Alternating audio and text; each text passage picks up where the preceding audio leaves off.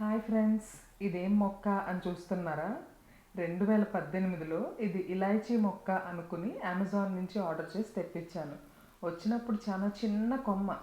ఇది కేరళ నుండి వచ్చిందండి. ఆల్మోస్ట్ 7 సంవత్సరాలు దీన్ని పెంచాను కానీ ఒక్క ఇలాచీ కూడా రాలేదు. సరే, ఇలా ఉందా నీ పని అని మొత్తం ట్రిమ్ చేద్దామని కూర్చున్నా. అలా ట్రిమ్ చేస్తూనే ఒక గార్డెనింగ్ గ్రూప్లో పింక్ చేశా, అసలు దీని కథా కామిషి ఏంటా అని. వాళ్ళు ఏమన్నారంటే, మీరు మోసపోయారండి, ఇది ఇలైచీ మొక్క కాదు, ఇది థాయ్ జింజర్ అని.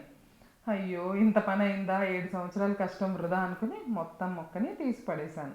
ఇప్పుడు ఇందులో కొత్త మొక్క వేసి ఏదైనా ఉపయోగపడేది ఇందులో మళ్ళీ గ్రో చేయాలి.